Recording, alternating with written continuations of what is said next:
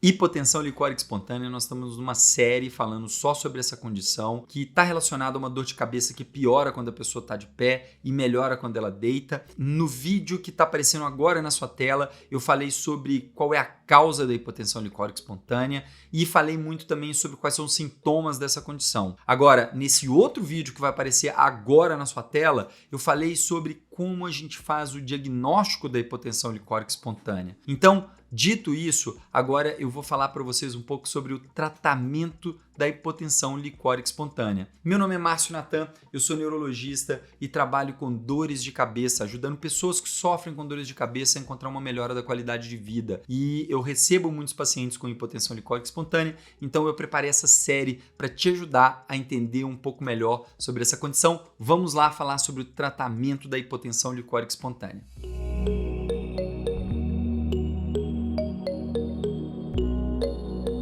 Olha, não tem como entender muito o tratamento da hipotensão licórica espontânea se você não assistiu pelo menos o vídeo 1 dessa série. No vídeo 1 eu explico que a hipotensão licórica espontânea é, na verdade, resultado de uma lesão, de um rasgo na membrana que protege a medula do cérebro e a partir desse rasgo começa a vazar um líquido chamado líquor. Daí, como que é o tratamento da hipotensão licórica espontânea? Algumas pessoas preconizam que faça-se repouso, porque se a pessoa fica em repouso, ela pode melhorar. Acontece que os estudos já mostraram, a imensa maioria das pessoas não melhora só com repouso no caso da hipotensão licórica espontânea. É diferente da sensação de dor de cabeça que é parecida com a hipotensão licórica espontânea que acontece nas pessoas que passam por um procedimento como raquianestesia. Ora, nesse caso, a dor de cabeça pode ser muito parecida, pode ser intensa, pode piorar quando a pessoa está em pé, melhora quando deita, mas ali o que aconteceu foi que foi um furinho muito pequeno causado pela agulha e isso tende a melhorar se a pessoa fica ali em repouso alguns dias, mais de 90% das vezes.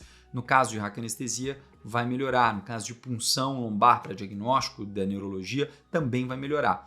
No caso da hipotensão licórica espontânea, infelizmente, a gente acaba tendo que, na imensa maioria das vezes, partir para um procedimento para poder tratar. E o que acontece é que cada vez a gente tem mais dados demonstrando que o tratamento da hipotensão licórica espontânea deve ser feito quanto antes possível. Por quê? Primeiro, porque existe uma boa perspectiva de melhora até completa para um grupo de pessoas. Segundo, porque se a gente não trata logo, a pessoa pode até começar a cronificar o quadro e a dor de cabeça pode ficar ali mais persistente, enfim, pode ficar mais difícil a situação. Então, a gente deve, assim que faz o diagnóstico, seguir para o tratamento. E a principal forma de tratamento da hipotensão licórica espontânea é o blood patch. O que é isso?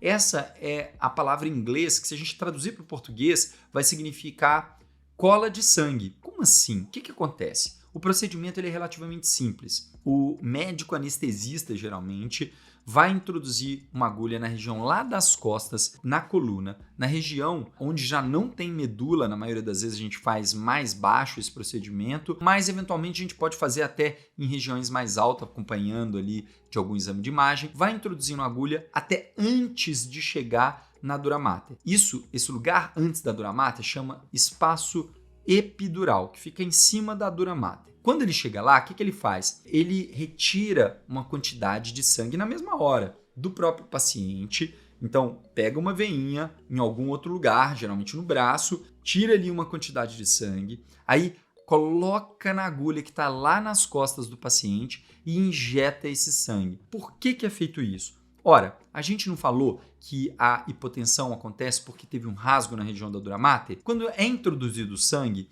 ele vai circular nessa região da dura mater e ele vai tampar aquela ferida, aquele local onde está vazando. E ele vai funcionar como se fosse uma cola. Justamente por isso ele chama cola de sangue, blood patch. Ele funciona ali então como uma cola que fecha aquele orifício onde está saindo o líquor e a partir desse momento a pessoa consegue então refazer o tecido e aí finalmente resolve o quadro da hipotensão licórica. Agora, o que acontece? Para que a gente tenha sucesso nesse tratamento, primeiro, é fundamental que a cola chegue ao local correto. É por isso que quando a gente faz a ressonância, de crânio, mesmo sem a gente saber aonde que está o furo, a gente pode tentar fazer o blood patch, é possível essa alternativa para alguns pacientes, mas a gente vai tentar fazer com o maior volume possível, algo em torno acima ali de 20 ml de sangue, porque aí a gente tem maior chance de cobrir uma extensão maior da dura mater e aí chegar até o local do furo. Nem sempre o primeiro blood patch ele funciona, às vezes a gente precisa repetir algumas vezes esse procedimento até ter o sucesso de tratamento completo. Em algumas pessoas, mesmo a gente repetindo, a gente não consegue um bom resultado. Ora, nesses casos, o que a gente precisa fazer? Aí você vai ter que lembrar do vídeo 2, em que eu falei sobre os exames que a gente faz depois da ressonância. Quais são? A mielotomografia e a DSM. O que pode estar acontecendo? Pode ser que a região que a gente está tentando atingir, ela está muito na frente, então o sangue que é injetado lá atrás, ele não chega até o ponto da ferida. Nesses casos, pode ser que a gente precise de outras técnicas um pouco mais avançadas de chegada do líquido. Pode ser que tenha que se guiar com ultrassom ou com tomografia, uma coisa que é chamada blood patch via transforaminal. Então é um procedimento um pouco mais complexo que envolve ali uma experiência maior do profissional que vai fazer. Mas em alguns casos o que está acontecendo é que a gente não está tendo sucesso com blood patch porque a pessoa tem na verdade uma fístula venolicórica, ou seja, o líquido está saindo direto para uma veia. Nesse caso, não é o blood patch que vai resolver.